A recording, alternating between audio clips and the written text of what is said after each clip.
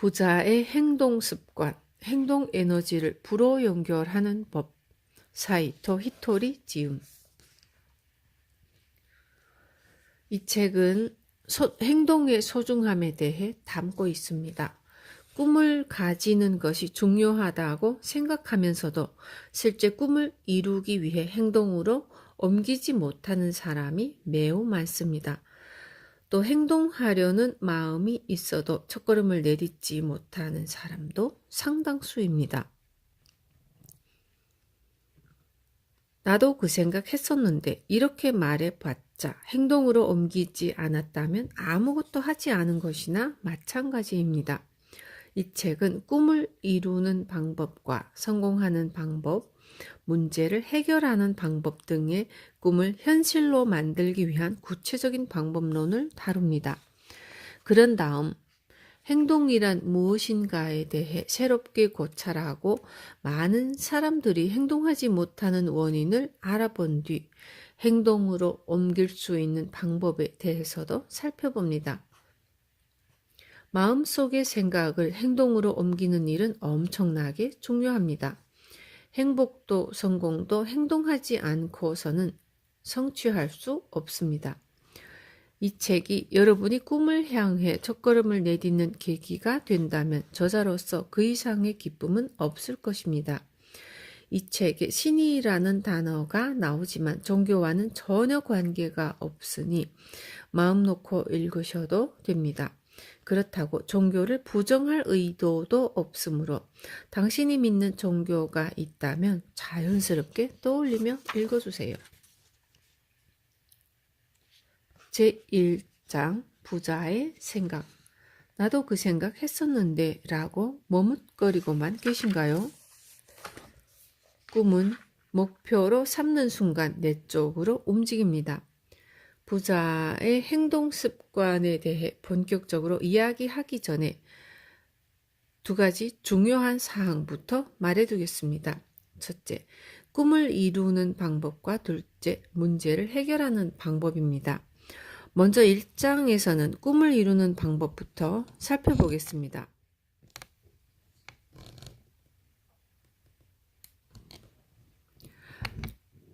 만약 당신에게 가나가와현 가마쿠라의 바다가 보이는 신축주택에 살고 싶다라는 꿈이 있다고 합시다.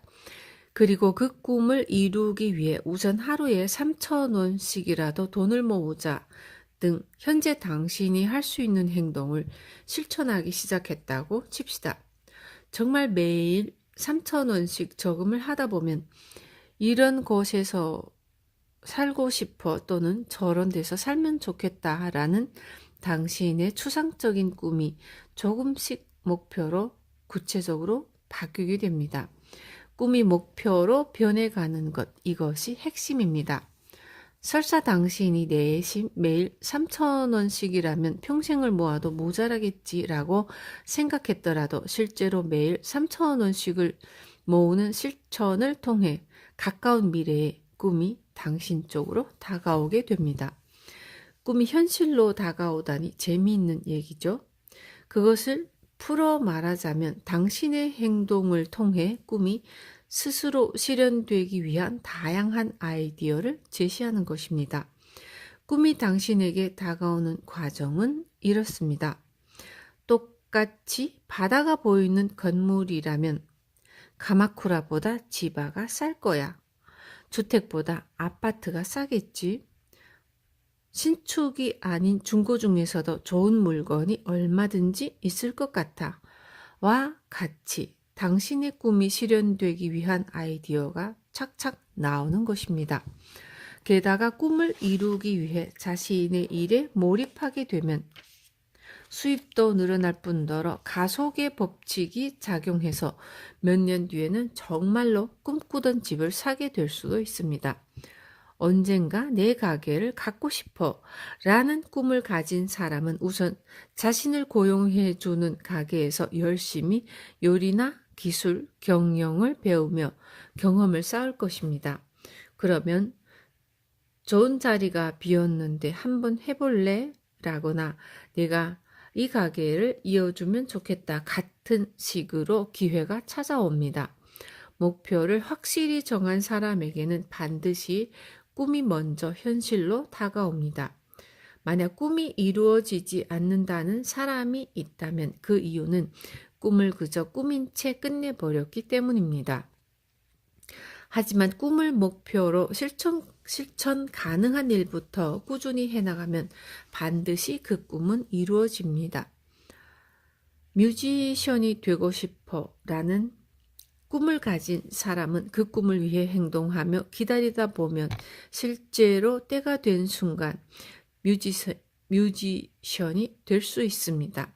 설사 뮤지션이 아니더라도 음악 지도자로서 재능을 발휘하는 사람이 될 수도 있고 음반 프로듀서로 성공하는 사람이 될 수도 있습니다. 또한 그가 프로 뮤지션이 되지 못하더라도 목적지에 가는 도중에 만난 사람들과 행복해지거나 중간에 다른 꿈을 품게 되어 그쪽으로 잘 풀리는 경우도 얼마든지 있습니다. 어쨌든 핵심은 꿈을 실현시키기 위해 구체적으로 할 수 있는 일부터 시작하는 겁니다. 아무리 먼 여정이라도 한 걸음을 내디디면 반드시 그만큼 당신의 꿈에 가까워질 수 있습니다. 잊지 마세요. 진짜 성공은 성공이 계속 이어지는 것입니다. 다음으로 성공하는 방법을 알려드리죠. 꿈을 하나 이루었다고 해서 그것으로 끝이 아닙니다. 진짜 성공이란 성공이 이어지는 것이니까요. 저의 경우 성공이나 대성공밖에 없었으니 예전이나 지금이나 늘 성공이 이어지고 있다고 할 수 있겠죠. 그러면 어떻게 해야 저처럼 성공을 계속해서 이어나갈 수 있을까요? 예컨대 당신에게 10억이 필요하다고 칩시다. 10억은 10원짜리 동전 1억 개입니다. 달리 환산하면 1억짜리 다발이 10개이고 1000만원짜리 다발이 100개입니다. 평범한 사람들이 하는 일이 잘 풀리지 않는 까닭은 목표를 세우는 방법부터 서투르기 때문입니다. 평범한 사람들은 대체로 곧바로 100억 모으기라는 목표를 세웁니다. 그러고 나서 이건 안 되겠다 라며 지레 포기해 버립니다. 실현하기 어려워 보이기 때문이죠. 그러나 무턱대고 10억부터 모으려 하지 말고 우선은 1000만원 단위로 모아보면 어떨까요? 만약 10억을 모으고 싶다면 1000만원짜리 다발을 100개 모으면 된다고 생각하는 것입니다. 이렇게 하면 10억을 모을 때까지 목표 달성의 기쁨을 100번이나 누릴 수도 있습니다. 덧붙이자면 목표를 100만 원으로 잡으면 그만큼 난이도가 낮아지니 목표 달성이 훨씬 쉬워집니다. 이 방법이나 저 방법이나 똑같지 않냐고 반문할 수 있지만 사실은 완전히 다릅니다. 작은 성공이라도 그것을 이어나가다 보면 성취했다는 성취감이 뇌에 착착 스며들어 점점 자신감을 높여줍니다. 그러면 곧 꿈은 이루어진다라는 말이 자신의 잠재의식 속으로 들어오게 됩니다. 사실 대부분의 사람들은 꿈이 이루어지지 않는 이유는 이룰 수 없는 꿈을 꾸었기 때문입니다. 여러분이 정말 꿈을 이루고 싶다면 이룰 수 없는 꿈만 꾸어서는 안 됩니다. 만약 당신이 이루기 힘들어 보이는 그 꿈을 반드시 이루고 싶다면 우선은 그 꿈에 가까워지기 위한 다른 작은 꿈을 품는 것이 중요합니다. 그리고 다른 작은 꿈의 성공을 성취하며 당신이 바라던 그 꿈을 계속해서 이어나가세요. 꿈은 작게 시작하고 노력을 크게 해보자. 장사란 1000만 원의 매상을 올리기 위해 목숨을 거는 일입니다. 그러다 보면 1000만 원을 벌려다가 5천만 원을 버는 경우도 종종 생깁니다. 셀러리맨으로 출세하고 싶다면 우선 대리가 되기 위해 이렇게까지 노력한 사람은 자네 말고는 없을 거야 라는 말을 들을 정도로 분발하세요. 그리고 대리가 되면 더 높은 곳을 향하는 게 아니라 당신의 아랫사람에게 어떻게 하면 대리가 될 수 있는지 가르쳐 주세요. 이렇게 하면 당신의 후임이 생기고 자연스럽게 당신은 대리보다 위의 직급으로 올라갈 수 있습니다. 실패하는 사람은 위쪽만 쳐다보고 발밑은 살피지 않는 사람입니다. 그래서 종종 보지 못한 장애물에 발이 걸려 넘어지죠. 또 하나 중요한 점은 이기는 습관 기르기입니다. 꿈을 이루지 못하는 사람은 지는 습관이 있습니다. 그러므로 이룰 수 없는 목표를 세워서는 안 됩니다. 목표란 낮게 세우는 것이 철칙입니다. 꿈은 작게, 노력은 크게를 명심하세요.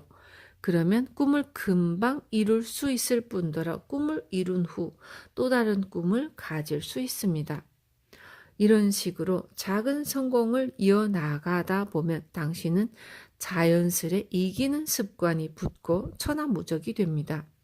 그러면 좋은 기운이 저절로 나에게 흘러 들어오게 됩니다. 마음속 죄책감을 풀어야 새롭게 시작할 수 있습니다. 자신감이 없는 사람에게 좀 더 스스로에게 자신감을 가지세요라고 하는 조언은 모임이 할 뿐입니다. 오히려 해서는 안 될 말이죠. 왜냐하면 스스로에게 자신감이 없는 사람은 원래부터 지는 습관을 가지고 있기 때문입니다. 그런 사람들의 특징은 이를테면 모모년까지 영어 회화를 능숙하게 할 수 있게 되기나 땡땡년까지 10억 모으기 등의 목표를 세우는 것입니다. 다시 말해 그들은 불가능한 일부터 목표로 삼습니다. 그러나 막상 시작하려고 하면 불가능한 일이 자신을 옥죄입니다. 그렇기 때문에 일이 잘 풀리지 않는 사람들은 마음속에 죄책감이 가득합니다. 부모님과의 약속, 선생님과의 약속, 그리고 가장 중요한 자신과의 약속, 그 약속들을 전부 지키지 못했다는 엄청난 죄책감이 마음속에 응어리져 있는 경우가 많습니다. 그러니 가장 먼저 그 죄책감부터 풀어주어야 합니다. 가령 당신이 일기를 쓰려고 결심했다고 합시다. 그런데 막상 시작해보니 작심삼일로 끝나버렸습니다. 그러한 경우에는 3일간 써봤는데 나랑은 안 맞아서 그만뒀어 라고 말하면 됩니다. 해보니까 알겠더라 라고요. 그러는 대신 조용히 그만둔 후 난 역시 끈기가 없어 라거나 난 틀렸어 라고 마음속으로만 생각하면 그것이 죄책감으로 변해 당신의 마음에 응어리가 생기게 됩니다.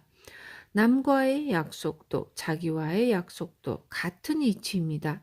입을 다문 채 그만두면 약속을 지키지 못한 셈이 되어 스스로를 자책하게 됩니다. 이 점을 주의하세요. 실패도 일종의 성공입니다.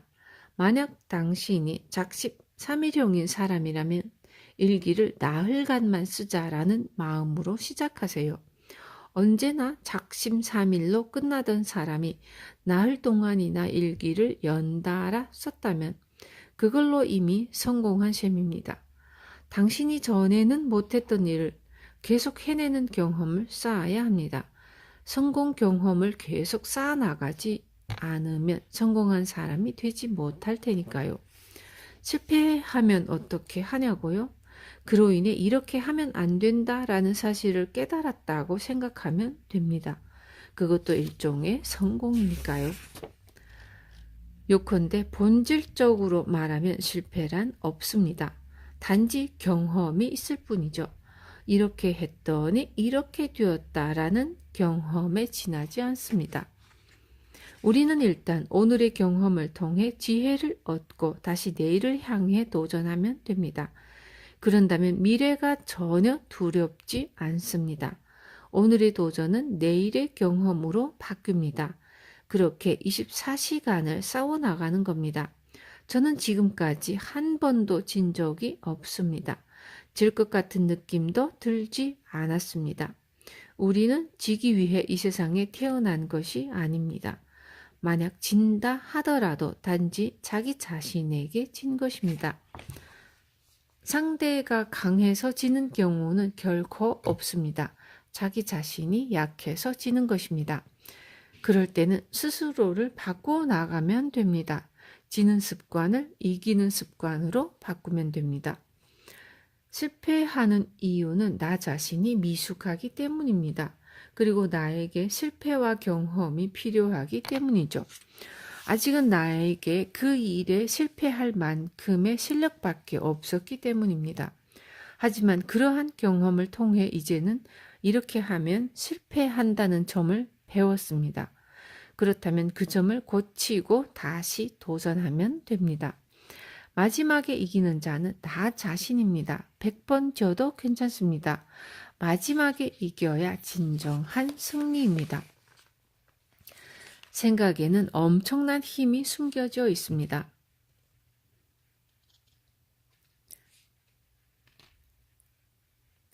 인간은 원숭이로부터 진화했다지만 원숭이는 새를 보고도 그저 새라고 인식할 뿐 그 이상은 생각하지 않습니다. 하지만 인간은 새를 보고 나도 날고 싶다라고 생각합니다.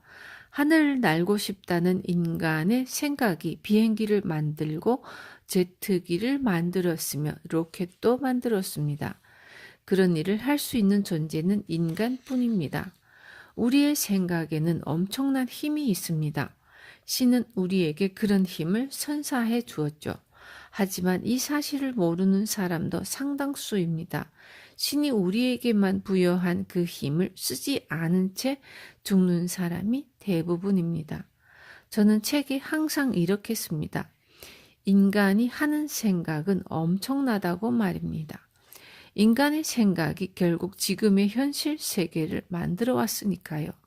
그 사실을 알면 누구라도 생각에 엄청난 힘을 끼쳐서 많은 일을 할 수 있게 됩니다. 하지만 자신에게 내재된 엄청난 힘을 믿지 않는 사람들이 무척 많습니다. 생각의 힘을 믿지 않는 사람은 이 책을 읽고서도 히토리 씨는 특별하니까 라고 말하겠죠. 하지만 그건 틀린 말입니다.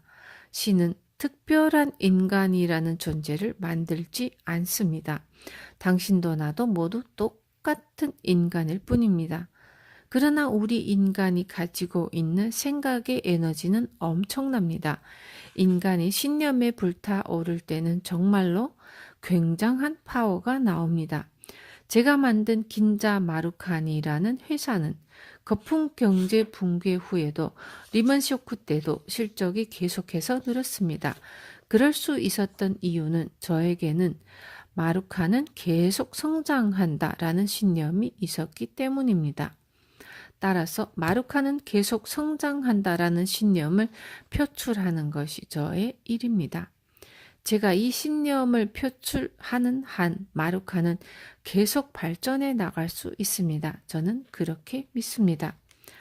마음속의 신을 불러내면 기적이 이루어집니다. 우리는 때로 이런 게 가능할 리가 없겠지 싶은 일도 기적처럼 해내곤 합니다. 어째서 그런 일이 가능하냐고 묻는다면 믿기 힘들겠지만 우리 마음속에는 신이 있기 때문입니다. 우리의 생명은 신의 분신입니다. 간절한 소망이 이루어지는 이유도 신이 마음속에서 그 소망을 들어주기 때문이죠. 이 신은 돈도 받지 않으면서 오로지 우리를 위해 일합니다. 신은 지구를 만들고 공기를 만들고 물을 만들고 녹음을 만들고 우리에게 필요한 모든 것들을 만들어 줬으면서도 대가를 바라지 않습니다. 단돈 한 푼조차 가져가지 않습니다. 그에 대해 우리는 감사해야 합니다. 신은 마음속에서 우리가 내는 감사의 목소리를 귀 기울여 듣고 있습니다. 저는 신이 정말 좋습니다. 신에 대해 생각하는 것이 정말 좋습니다. 신이 한 사람 한 사람의 내면에 깃들어 있다는 사실을 느끼는 것이 정말 좋습니다. 그러니 제가 할 수 있는 일이 설령 미약할지라도 그것을 통해 신의 존재를 증명해 보이고 싶습니다. 긴자 마루칸의 정식 명칭은 긴자 일본 한방연구소입니다. 연구소라고 부르지만 회사에는 연구원이 한 명도 없습니다. 저 또한 연구를 하지 않고요. 그런데도 긴자 마루칸은 신제품을 발매하면 모든 제품이 대박 혹은 초대박이 납니다. 실패는 단 한 번도 없었습니다. 우리 회사는 파트타이머를 포함해서 사원이 딱 5명뿐입니다. 게다가 제 학력은 여러분이 아는 바대로 중졸입니다. 그런 제가 납세액 1위, 일본 최고 부자로 이름을 날리게 되었습니다. 저는 앞으로도 상상 이상의 기적을 일으키며 신이 있다고 믿을 수밖에 없는 일들을 해나가고 싶습니다. 그리고 신의 존재를 증명하고 싶습니다. 생각이 가난하면 결코 부자가 될 수 없습니다. 에도 시대의 일본 인구는 1800만 명 정도였습니다. 그런데 지금은 이 좁은 국토에서 약 1억 2천만 명의 사람이 굶지도 않고 풍요롭게 살고 있습니다. 여름에는 냉방이, 겨울에는 난방이 되고 맛있는 음식을 배불리 먹을 수 있는 환경 속에서 살아갈 수 있다니 정말 감사한 일이죠. 과거에는 일본의 모든 국민이 쌀밥을 먹는 광경을 상상조차 하지 못했습니다. 옛날의 일본은 왜 그렇게 가난했을까요? 그 이유는 지배층의 사고방식이 가난한 경우도 있었으나 가난한 사고방식을 가진 사람들도 많았기 때문입니다. 아프리카에는 여전히 굶어 죽는 사람들이 많습니다. 그러나 그곳 지배층이 탱크나 무기를 살 돈으로 음식을 산다면 기아에 허덕이는 수많은 아프리카인을 구할 수 있습니다.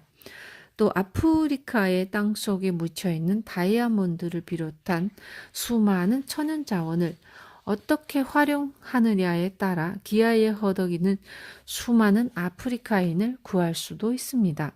이러한 모든 일은 그곳의 지배층의 사고에 달려 있습니다.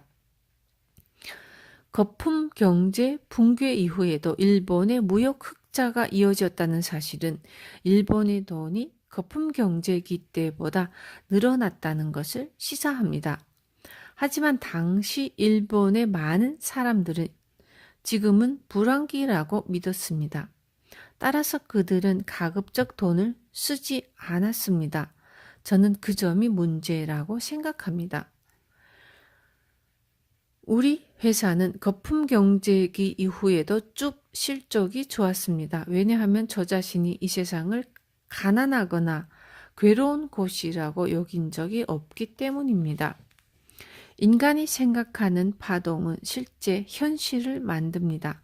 그래서 저는 그 어느 때도 가난하다거나 힘들다는 생각을 하지 않습니다. 이 세상은 정말로 풍요롭습니다. 신이란 얼마나 너그러운지요. 저는 지금까지 돈을 모으자라고 결심한 적이 없습니다. 쓰고 남은 돈이 모인 겁니다. 다 쓰지 못한 돈이 모였을 뿐입니다. 제게는 어려울 때를 대비해서 지금 돈을 모아두자라고 하는 사고방식이 없습니다. 물론 돈을 모으는 것이 나쁘다는 뜻은 아니고요. 하지만 가난한 사고방식을 경계해야 합니다. 가난한 사고방식으로는 부자가 될 수 없기 때문입니다. 생각이 가난하면 부자가 될 수 없습니다. 사람은 생각을 현실로 만드는 존재니까요. 사람은 자신이 뿌린 대로 거둡니다. 저는 새로운 사람을 만나면 그 사람들이 근심 걱정에서 벗어나 행복하고 풍요로워질 수 있는 이야기를 하려고 노력합니다. 도쿄의 신코이와에 있는 사이토 히토리의 팬이 모이는 가게에 들를 때도 마찬가지로 그곳에 있는 사람들이 행복하고 풍요로워질 수 있는 이야기를 들려줍니다. 상대가 1명이든 1000명이든 제겐 똑같습니다. 똑같은 마음가짐으로 이야기를 들려줍니다. 그러면 제 이야기를 들은 모든 사람들이 풍요로워진 기분이 들겠지만 사실은 그렇지 않습니다. 실제로 풍요로워지는 사람은 저 자신입니다. 풍요로움의 씨앗을 뿌린 사람은 저이므로 그 열매를 수확하는 사람도 저인 것이죠. 누군가가 밭에 씨앗을 뿌리는 광경을 바라보기만 하며 자신의 밭에도 싹이 나지 않을까 하는 기대를 해봤자 그런 일이 일어날 리 없습니다. 이와 마찬가지입니다. 제 이야기를 들은 사람들의 마음이 가벼워질 만한 행복의 씨앗을 뿌린 사람은 저니까 열매도 제가 수확하는 것입니다. 다른 사람들은 제게서 들은 이야기를 저처럼 세상에 뿌리지 않는 한 열매를 수확할 수 없습니다. 저와 알고 지내기만 해도 무언가 좋은 일이 있을 거라고 기대하는 사람도 있지만 당연히 그것만으로 좋은 일이 일어나지는 않습니다. 제게서 들은 이야기를 계기로 그 사람이 자신의 주변 사람들에게 씨앗을 뿌려야만 비로소 열매를 수확할 수 있습니다. 1000평분의 보리 씨앗을 뿌리면 1000평분의 보리가 자라고 10,000평분의 씨앗을 뿌리면 10,000평분의 열매가 맺힙니다. 그러나 밭이라면 경작을 포기할 수도 있지만 우리의 인생은 좋은 일이든 나쁜 일이든 자신이 뿌린 씨앗을 반드시 스스로 거두어 들여야 합니다. 많은 사람들은 제 이야기를 듣고 행복을 느꼈다고 말합니다. 확실히 그 순간 행복해졌을지도 모르죠. 하지만 그것은 착각입니다. 행복의 씨앗은 제가 뿌렸으니 열매를 수확하는 사람도 접니다. 저는 몇 번이고 기꺼이 그들에게 이야기를 들려줄 수 있습니다. 하지만 그들 스스로 씨앗을 뿌리지 않으면 그들 자신의 열매를 얻을 수는 없습니다. 남의 밭만 쳐다보며 아무것도 하지 않았는데 본인의 밭에서 열매를 수확할 수 있다고 여기는 것은 큰 착각입니다. 모처럼 행복의 씨앗을 얻었다면 스스로 뿌려서 길러야죠. 사랑이 부족한 이유는 사랑을 뿌리지 않았기 때문입니다.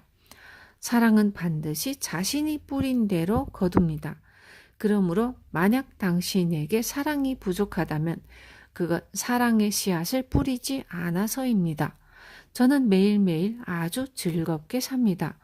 바로 즐거움의 씨앗을 뿌려 두었기 때문이죠. 그래서 항상 웃는 얼굴로 지낼 수 있습니다. 만약 일상이 괴롭다면 틀림없이 자신이 고통의 씨앗을 뿌린 것입니다. 지금 당신에게 일어나는 일은 과거에 당신이 뿌린 씨앗의 열매입니다. 너도 나도 불황이라고 떠들지만 저는 한 번도 불황을 겪은 적이 없습니다. 학력이 보잘것없으면 고생해라고 생각하는 사람은 스스로 고생의 씨앗을 뿌리고 있는 것입니다. 저는 중학교도 제대로 다니지 않았으니 중졸이라고 말하는 것만으로도 학력 위조가 아닌가 싶지만 사회에 빨리 나왔으니 이득이야 라는 씨앗을 뿌려두어서 한 번도 고생한 적이 없습니다. 경영의 신으로 추앙받는 파나소닉의 창업자 마스시타 고노스케는 중학교조차 나오지 않았습니다. 에도 시대의 사상가로 궁핍한 농민의 아들로 태어났으나 항상 책을 읽어 일본 교육의 기초를 세운 니노미야 킨타로는 애초에 학교라는 곳을 가지 않았습니다. 훌륭한 사람은 스스로 위대해지는 법입니다. 일하는 방식을 바꾸면 즐거워집니다. 일이란 종류를 막론하고 힘든 법입니다. 하지만 어떤 일이든 게임으로 바꾸면 즐거워집니다. 이때 한 가지 주의할 점이 있습니다. 게임을 잘 못하는 사람부터 칭찬해 주되 못한다고 해서 절대로 화를 내서는 안 된다는 점입니다. 성적이 좋은 사람만 칭찬하고 잘 못하는 사람에게는 화를 내거나 칭찬하지 않으면 그들은 게으름을 피웁니다. 그러니 사원이 60명이라면 일하는 능력이 60번째인 사람에게도 잘하고 있어요 라고 칭찬해 줘야 합니다.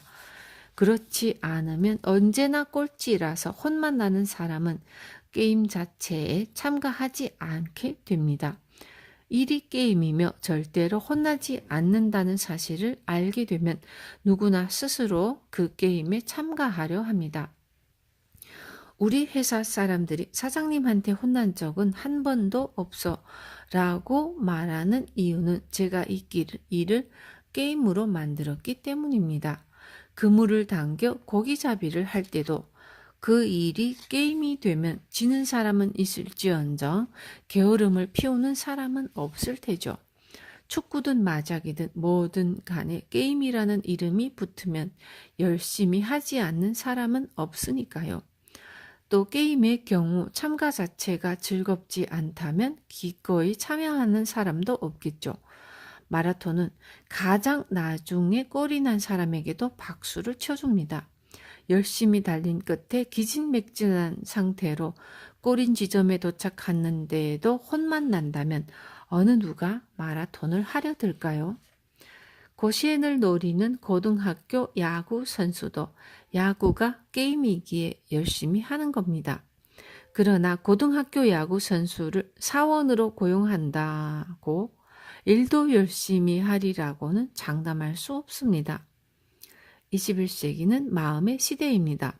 먹고 살기 위해 일하는 시대는 끝났습니다. 그러니 일하지 않으면 굶어 죽어라는 협박은 통하지 않습니다. 일이라는 이름이 붙으면 전부 돈을 벌 수 있습니다. 예를 들어 채소 장사로 빌딩을 세운 사람이 있는가 하면 도산하는 사람도 있기 마련입니다. 요점은 바로 일하는 방식입니다. 째째하게 생각하기 때문에 째째한 일만 일어납니다. 우리는 사고방식을 바꾸는 것만으로도 얼마든지 부유해질 수 있습니다. 예를 들면 보통 사람들은 세금을 내기 싫다고 생각합니다. 하지만 저는 세금을 내는 게 전혀 싫지 않습니다. 왜냐하면 저는 일본이 저의 것이라고 생각하기 때문입니다. 그러니 세무서 직원들은 저의 종업원인 셈이죠. 세무서 직원들이 전국에서 수금한 돈으로 도로도 만들고 다리도 만드니 그 덕분에 저는 제 일을 할 수 있습니다. 가을이 되어 수확을 하면 그 결실을 종업원들이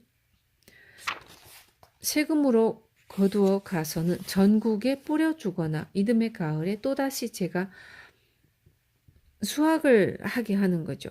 저는 한 번도 세금을 내는 게 싫다고 생각해 본 적이 없습니다. 이 시스템 덕분에 편하게 일을 할 수 있으니까요. 일본은 교육도 부도 전국적으로 평준화되어 있습니다. 그러니 우리 사회에서 만든 상품도 팔리는 거겠죠. 세금이 있으므로 도로도 생기고 노인들도 안심하고 지낼 수 있습니다. 따라서 우리가 세금을 내는 건 오히려 감사해야 할 일입니다.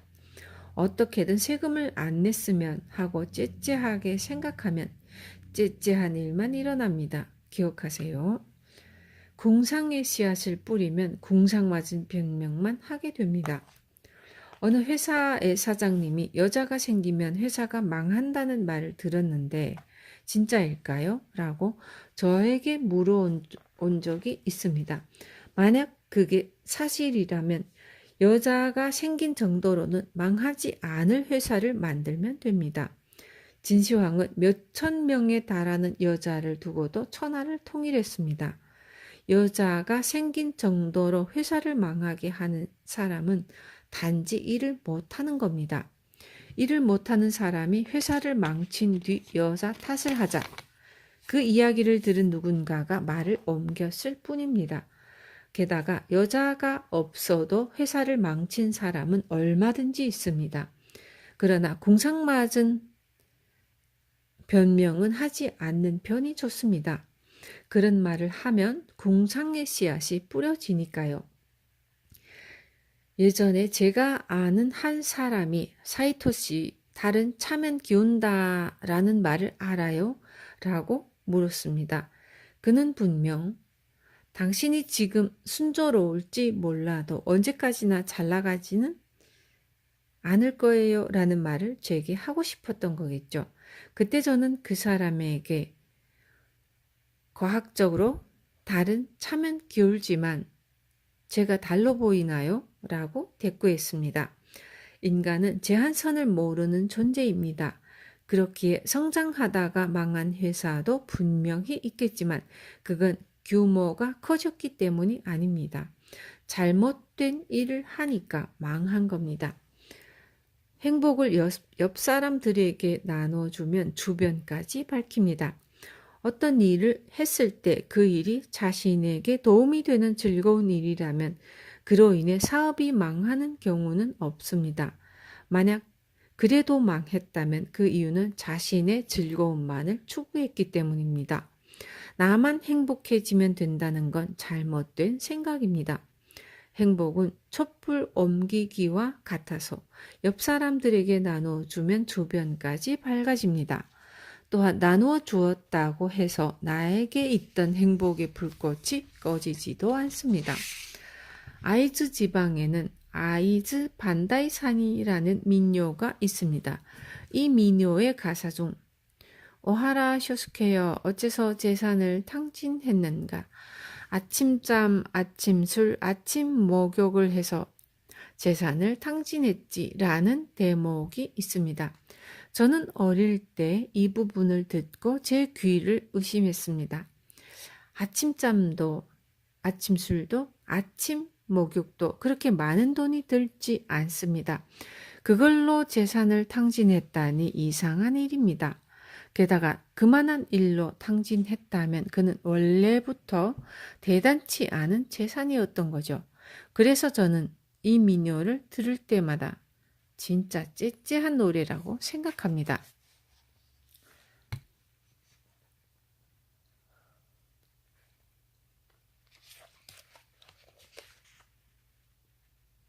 부자의 비밀 편지. 지금부터 무언가를 시작하려는 당신에게. 지금부터 무언가를 시작하려는 사람이 꼭 되뇌었으면 하는 말이 있습니다. 바로 이 말입니다. 이대로도 괜찮아. 이대로도 괜찮아. 이 말을 읊조리다 보면 자신은 물론이고 타인에 대해서도 그렇게 생각하게 됩니다. 그 애는 이런 부분이 나빠 라거나 저 사람은 그 점이 안 좋아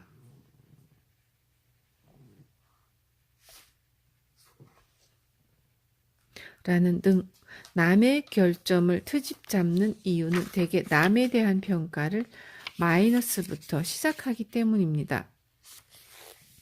사람은 누구나 지금보다 나아지고 싶다라는 생각으로 살아가므로 남을 마이너스부터 평가해서는 안 됩니다.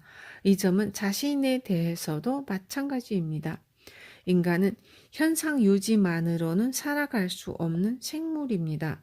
마이너스를 줄이기 위해 노력하는 것과 플러스를 더욱 크게 만들기 위해 노력하는 것은 결과가 완전히 다릅니다. 그러니 우선은 스스로에게 이대로도 괜찮아 라고 말해보세요. 자기 자신에게 이 말을 할 수 있게 되면 남에 대해서도 이대로도 괜찮아 라고 생각하게 됩니다. 저도 매일 이 말을 읊조립니다. 무언가를 새로 시작할 때뿐 아니라 매일매일 이 말을 스스로에게 들려주세요. 분명 당신의 마음이 가벼워지고 그 덕에 상대방의 마음도 가볍게 만들어줄 수 있습니다. 2장 부자의 해결책. 아직도 답답한 마음을 주변에 푸념만 하고 있나요?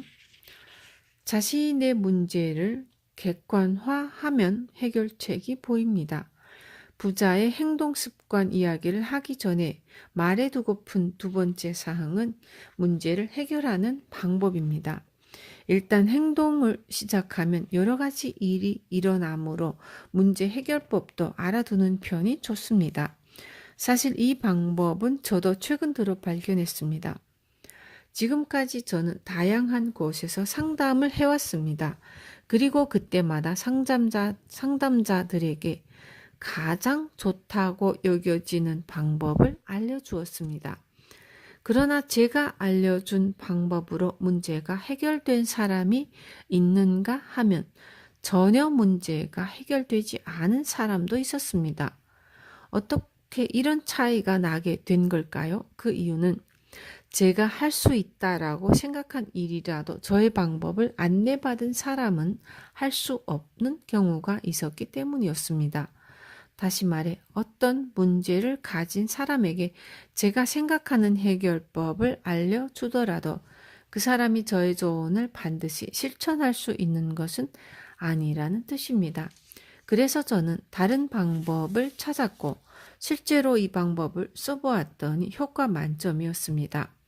이 방법을 쓰면 그 사람의 문제에 대한 해법이 백발백중 나오게 됩니다. 방법은 이렇습니다.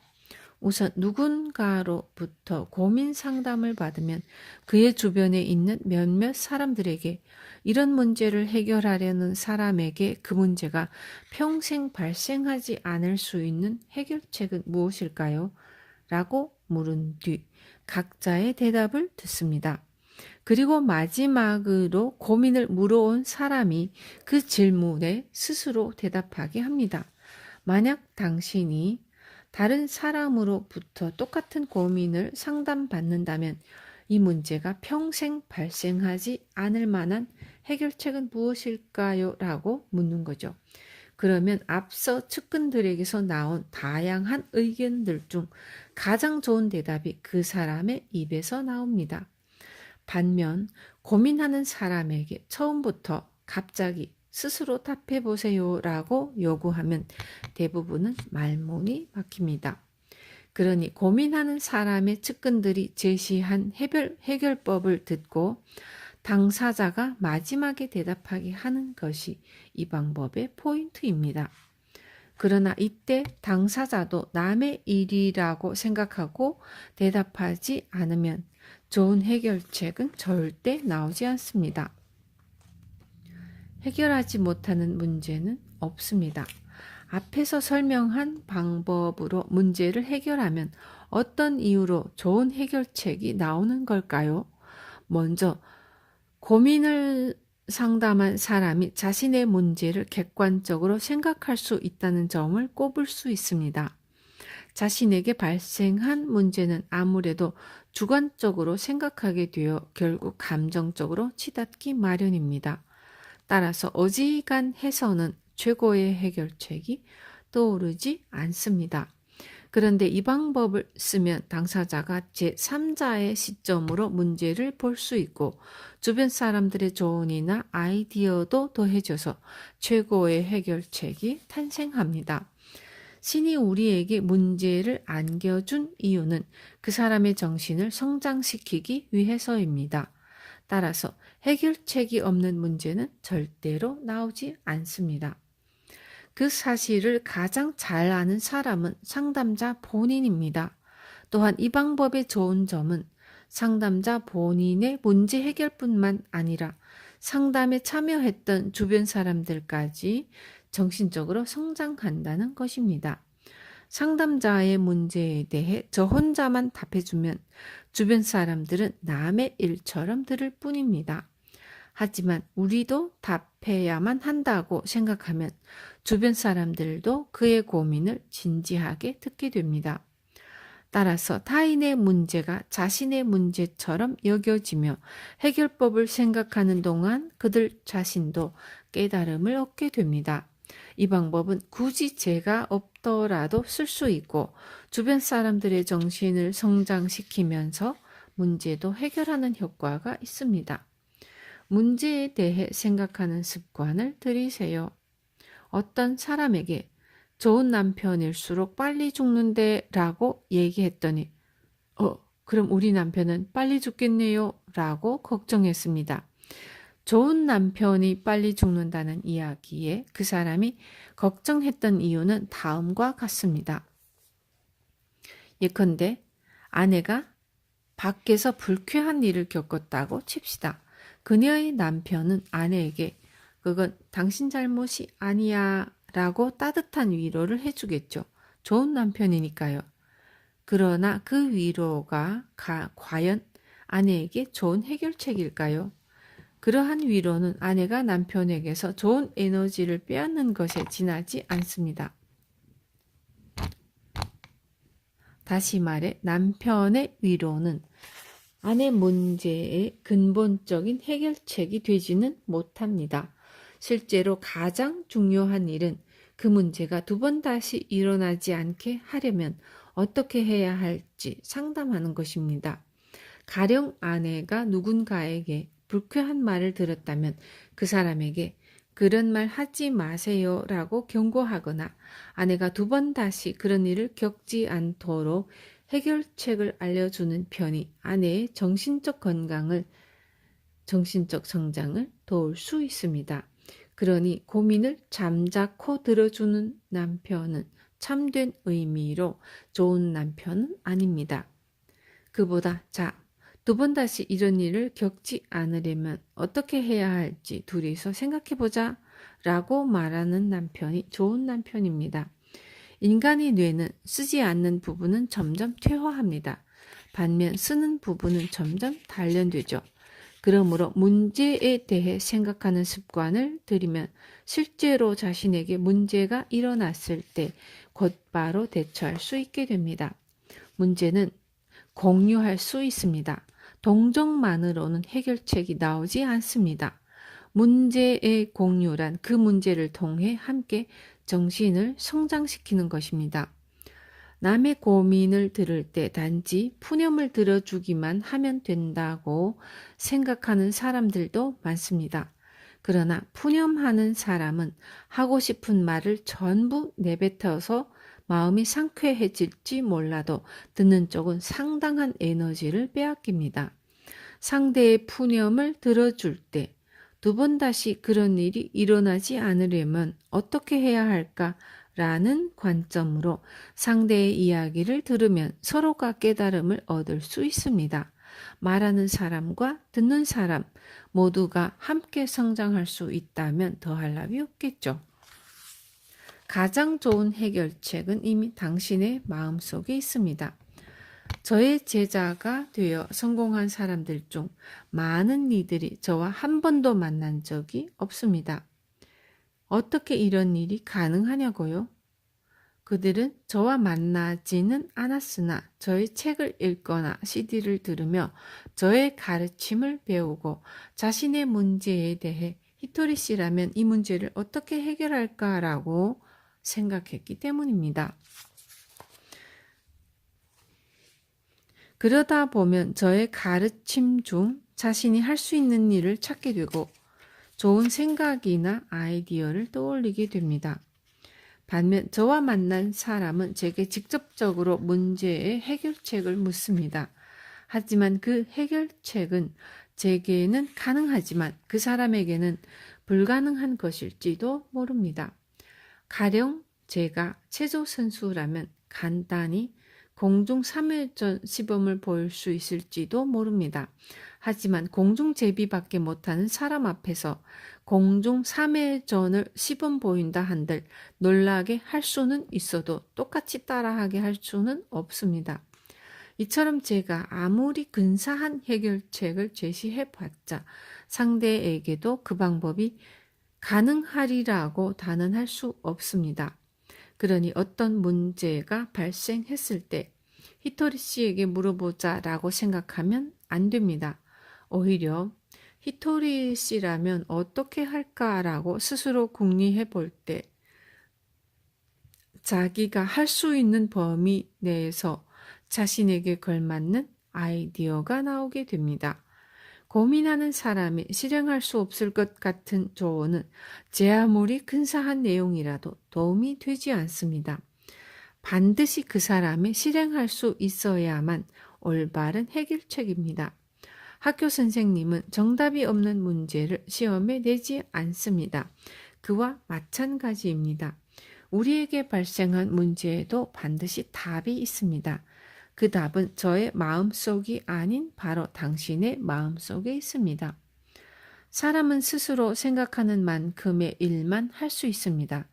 또한 스스로 하나의 문제를 해결하면 한 뼘 더 성장하게 되고 한 단계 위의 문제를 풀 수 있게 됩니다. 당신에게 주어진 문제의 가장 좋은 해결책을 가진 사람은 바로 당신입니다. 그리고 당신에게 주어진 문제는 반드시 당신이 해결할 수 있는 범위 내에서만 나옵니다. 결과보다 답을 이끌어내는 과정이 중요합니다. 앞에서 어떤 문제가 발생했을 때 히토리 씨라면 어떻게 해결할까라고 생각하면 저의 사고방식을 참고하면서도 본인이 할 수 있는 범위 내에서 해결책을 찾게 되므로 그 사람에게 가장 좋은 해답이 나오게 된다고 말했습니다. 또 히토리 씨에게 직접 물어보는 편이 더 좋은 해답을 얻을 수 있겠지라고 생각하는 사람도 있지만 어떤 사람에게 문제가 주어지는 까닭은 그의 정신을 성장시키기 위해서라고도 했습니다. 점을 보는 것도 참고하는 정도라면 상관없지만 점괘에 이렇게 나왔으니까 라며 스스로의 생각을 멈춰버리면 안 됩니다. 설사 용하다고 평판이 자자한 점쟁이에게 점을 봤다 하더라도 점괘에 의존하여 스스로 해야 할 판단을 점쟁이에게 맡겨버리면 그 사람의 운세는 영원히 좋아지지 않습니다. 우리는 이 세상에 문제를 껴안고 고민하며 그에 휘둘리기 위해 태어난 것이 아닙니다. 각자의 문제를 해결하기 위해 태어났습니다. 다시 말해 우리는 자신의 문제를 스스로 해결함으로써 정신을 성장시키기 위해 이 세상에 태어났습니다. 그러니 신은 오직 당신이 해결할 수 있는 문제만을 냅니다. 가끔은 이런 어려운 문제는 못 풀겠어 라고 말하고 싶은 경우도 있겠죠. 하지만 해답은 반드시 당신의 마음속에 있습니다. 그 해답을 이끌어내는 과정은 정신의 성장으로도 이어집니다. 그러니 답이 옳은지 그른지보다 그 답을 이끌어내는 과정이 중요합니다. 가령 덧셈과 뺄셈을 함께 배우는 중인 곧 초등학교 1학년이 푸는 문제를 제가 방정식을 이용해 풀고 정답을 말한다면 그것은 틀린 해법입니다. 장사를 시작한 지 1년째인 사람에게 장사 초보를 위한 답이 있기 마련입니다. 장사의 베테랑이 해결책을 제시한들 도움이 되지 않습니다. 두 사람은 상인으로서 기초 체력이 다르기 때문입니다. 실패란 단지 과정에 지나지 않습니다. 실패가 무섭다는 이유로 행동하지 않는 사람도 많습니다. 아마도 과거에 실패한 경험 때문에 그런 생각을 하는 거겠죠. 그러나 과거의 실패란 개선하지 않고 끝냈기 때문에 실패로 남은 것입니다. 그 실패로부터 무언가를 배우고 잘 풀리지 않았던 부분을 개선해서 행동하고 또다시 개선해서 행동하면 반드시 성공하게 됩니다. 실패란 단지 과정에 지나지 않습니다. 잘 되지 못한 체험을 했을 뿐입니다. 성공이란 실패의 반대말이 아닙니다. 실패로부터 배우고 성장한 끝에 성공이 있습니다. 그리고 그 여정의 도중에도 개선을 거듭하며 성공을 향해 나아가는 사람을 성공자라고 합니다. 성공한 사람에게 목적지에 도착한 사람이라고 여기는 경우가 많지만 참된 성공자는 목적지에 도착하면 다시 새로운 목표를 향해 여행을 떠납니다. 그 목표가 올바르다면 자기 자신과 남에게 동시에 도움이 되고 개선하는 즐거움을 느낄 수도 있으며 두뇌와 마음이 함께 성장해서 모든 일이 좋아지게 됩니다. 무슨 일이든 처음부터 쉽게 해내는 사람은 없습니다. 몇 번이고 도전한 끝에 겨우 성공하는 것이죠. 게다가 처음에는 못했던 일을 할 수 있게 되니까 기쁘고 즐겁습니다. 그 사실을 깨우치면 실패를 두려워하지 않고 계속 도전을 즐기게 됩니다. 문제가 어려우면 어려울수록 계속 도전해서 마침내 성공하면 기쁨이 커지는 법입니다. 행동이란 신이 상을 주기 위한 수단입니다. 처음부터 일이 잘 풀리지 않는 데는 이유가 있습니다. 바로 신이 우리에게 문제를 냈기 때문이죠.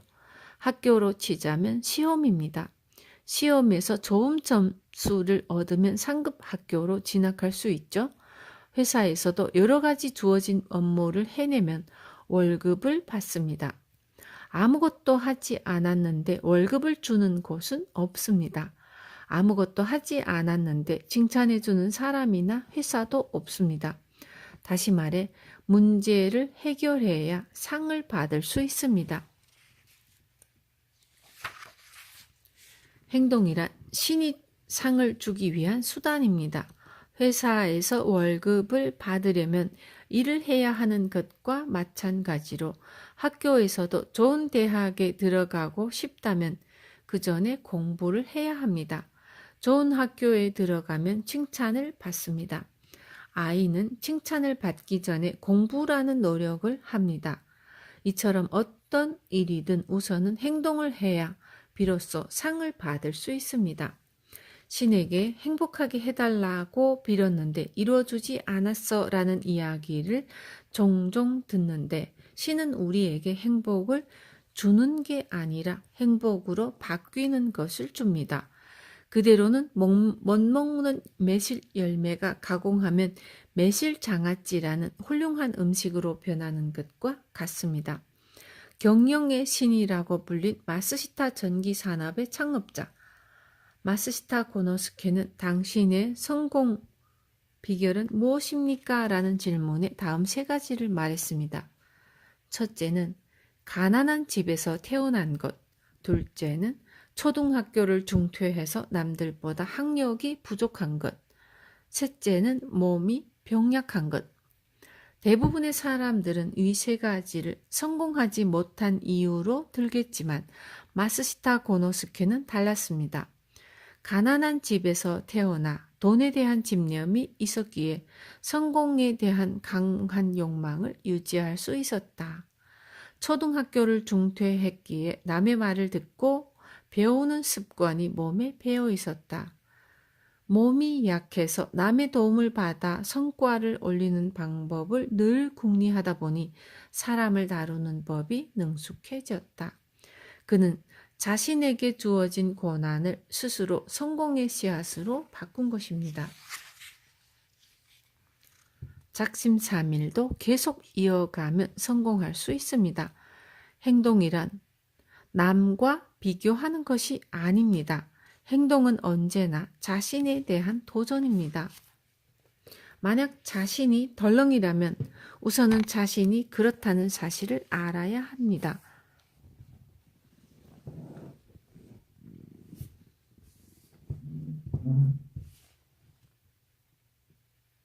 덜렁거리는 당신이 행동하면 처음에는 금방 성공하지 않을 테죠. 그렇다면 부족했던 부분을 개선하면 됩니다.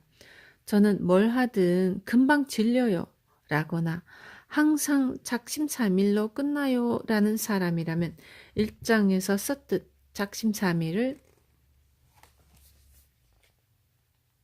작심사일로 목표로 하면 됩니다. 그래서 나흘간 행동이 이어졌다면 그때 다시 개선점을 찾으면 됩니다. 여기서 중요한 점은 행동과 개선에 성공할 때까지 멈추지 않는다는 것입니다. 성공은 매우 간단한 구조로 되어 있습니다. 이 간단한 구조를 납득하기만 하면 아무리 덜렁거리거나 금방 실증내는 사람이라도 반드시 성공할 수 있습니다. 나는 이래서 안 돼 라고 변명하는 사람은 행동하기 싫어서 갖가지 핑계를 대는 것 뿐입니다. 하지만 막상 행동을 해보면 재미가 있습니다. 그 재미를 모르니 행동하려 하지 않는 것입니다. 개선하려고 시도해봤자 재미없었어 라고 말하는 사람은 충분히 개선하지 않았기 때문입니다. 그러니 재미도 없거니와 인생도 잘 풀리지 않습니다. 일에서건 다른 무엇에서건 개선을 거듭하며 궁리하면 반드시 인생은 즐거워집니다. 정말로 즐거워지니까 여러분도 꼭 한번 해보세요. 남을 바꾸고 싶다면 자신이 먼저 행동해보세요. 여러분께 이런 질문을 받았습니다. 저의 부하 중 지시받은 일만 하고 자발적으로 행동하지 않는 사람이 있습니다. 어떻게 하면 스스로 적극적으로 행동하게 될까요? 또 의욕이 없는 부하를 개선할 좋은 대처법이 있다면 알려주세요. 이에 대해 저는 이렇게 답변했습니다. 먼저 지시받은 일만 하고 자발적으로 행동하지 않는다고 했는데 그 사람은 지시받은 일을 하는 것만으로도 좋은 부하입니다. 아주 훌륭합니다.